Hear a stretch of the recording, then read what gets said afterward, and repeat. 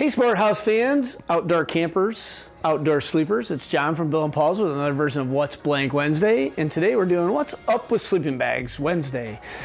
We've covered a lot of the big luxury, kind of newer things going on in the outdoor world and camping, but we were getting back to our heritage this week, and we're going to deal with a segment of the store that we have been carrying since the early 70s, since sleeping bags became a category. So maybe you're new to the sport, somebody took you out and you decide it's time to get your own sleeping bag. Maybe you spent a night out and you weren't all that comfortable, you didn't get a good night's sleep. So it's time to replace that bag. Where do you go? A quick Google search will show that there's a lot of places to buy bags online, a lot of stores in town carry sleeping bags. So we're gonna give you a couple reasons to stop by Bill and Paul's and let us help you pick out your next sleeping bag. The use of a sleeping bag is relatively simple. You climb in the thing, and if it fits you, you're gonna have a good night's sleep. If it's working properly, you're gonna wake up rested tomorrow morning, ready for that next adventure. If it doesn't work well, you're gonna have a sloggy, slow, tired day out on the trail or at the campsite or whatever it is that you're doing. So we want you to have a good night's sleep, so we're gonna talk a little bit about how these things work and some of the differences in the sleeping bags. Most important is the concept of how a sleeping bag works. What you want is similar to how your furnace heats your home. If you have a very large house, you need a big furnace to keep that house warm. If you have a smaller house, you can get away with a smaller furnace. And in that analogy, our bodies are the furnace, we provide the heat, and our sleeping bags are the home. So if you're trying to spend the night in a really big sleeping bag and you're a small person or you just don't generate a lot of heat, you're gonna have a hard time staying warm. Flip that over, if you're a really warm sleeper and you get into a tight sleeping bag or a sleeping bag that's got a colder temperature rating, you're probably gonna be quite warm and you're gonna spend all night trying to vent that bag, get the hot air out, etc. So fit is primarily the most important part when you buy a sleeping bag. You can't do that when you buy a bag online, and a lot of the discount stores don't let you open the box up and take that sleeping bag out.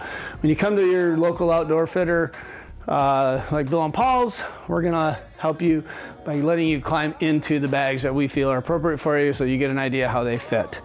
And that's where the shapes of the bags come in. So a mummy style sleeping bag is going to be a lot closer to your body. So those of you who are sleeping in cooler temperatures that need that warmth, that extra temperature for fall and spring camping, you're probably going to look at a mummy shaped sleeping bag.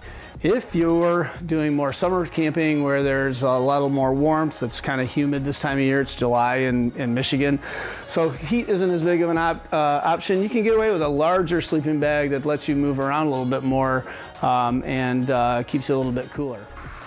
Can you tell me about fill type? Hey, Mo, what's going on?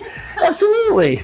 Yeah, so there's two. They're synthetic. Okay. That's like the white fluffy stuff that you find inside your pillow or your the cushions on your couch at home. Okay, gotcha. Looks all stringy and spongy. And then the feathers from ducks or chickens will be your other two, the down fills. Oh, wow. So down tends to be a little wider range. Okay. So it's light. I find down to feel really, really comfortable. Wow. So it's a little more expensive, but in the flip side, your bag will last a lot longer. Okay. Down bags tend to last in the range of 20 to 30 years, where a synthetic fill bag, maybe 7 to 10 years if you're using it a lot. Okay, interesting. Awesome. So I'm a backpacker too. Is this good for backpacking? Yeah, so what you're gonna see is that you wanna buy your bag based on how much fill there is in there. This is a backpacking sleeping bag, and it will compress quite small. It's a 30-degree bag, so it's not super bulky. The colder the temperature reading, the thicker the fill, the warmer the bag, the thinner the fill. So it'll pack down quite small, not take up space in your backpack. If you were a car camper, you might spend a little less money on a synthetic fill bag of the same temperature rating, and it'll just be a little bit bigger. Oh, cool. But the cool thing is that they both weigh about the same. So, yeah. I like this. I'm gonna go cash out now. All right. So that's kind of fills. From there, you're going to see a lot of different prices in bags, and we talked about how fills make a difference in bags. Down's a little more expensive, but the other things that come into play when you buy a really nice sleeping bag are some of the creature comforts and bells and whistles, as we call them. Most importantly, if you've ever had zipper snag in the middle of the night where you can't get that zipper unstuck because it ties up in the taffeta, the installation of these nylon strips along the zippers are invaluable. The sleeping bag just will continue to zip up and down the whole time. Also, things like neck baffles. So if you are needing that performance and that warmth, especially in those cooler temperatures, this holds in the heat really well without having to tie your head up. And then one of my faves is not on this sleeping bag. It's on this Nemo bag. These are thermal gills, and these are super cool, but they allow this bag to vent without having to unzip the foot area at night, foot box at night. So there are a lot of bags to choose from: women's bags, kids bags, different temperature ratings for different times of the year, different uses, whether you're car camping or backpacking.